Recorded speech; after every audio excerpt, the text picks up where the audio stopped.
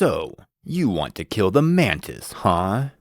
Well, you've come to the right place. Hello and welcome to the ADHD Hippo's Boss Toots, where I show you how I take out each boss in Grounded. The boss on the chopping block today is, you guessed it, the Orchid Mantis.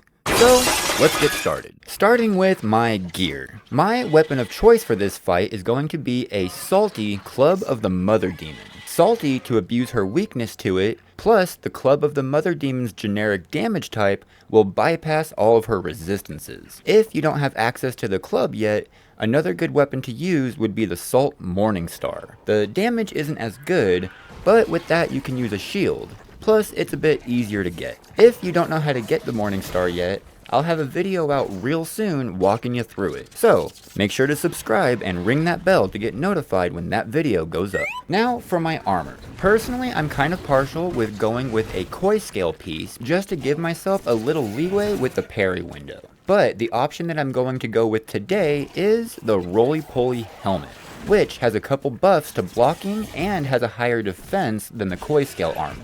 But again, it's harder to obtain. For my chest piece, I'm going to go with the termite armor. The dust cloud from this armor slows enemy movement and will reduce her attack. And then my leg armor is going to be the fire ant leg plates, strictly for the corrosion effect, which has a chance to weaken the enemy's defense. And finally for my trinket, I'm using the astonishing acid. If there's a better trinket for this build, for this fight, I haven't found it yet. And that includes Thor's pendant right here. Moving right along to my mutations. Starting with my big three: Spicy Safety, Sour Sensation, and Cardio Fan.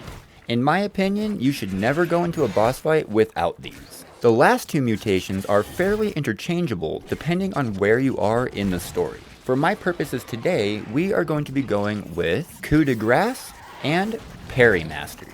If you're a little bit further along in the story, you could also use Corporate Kickback for a good bit of lifesteal. Before the fight, don't forget to hit up the mount and the stuffy, and then all you gotta do is hit it till it dies! And that is how I take out the Orchid Mantis. I want to thank you all so much for watching, and I hope to see you next time when we take out the Wasp Queen. Goodbye.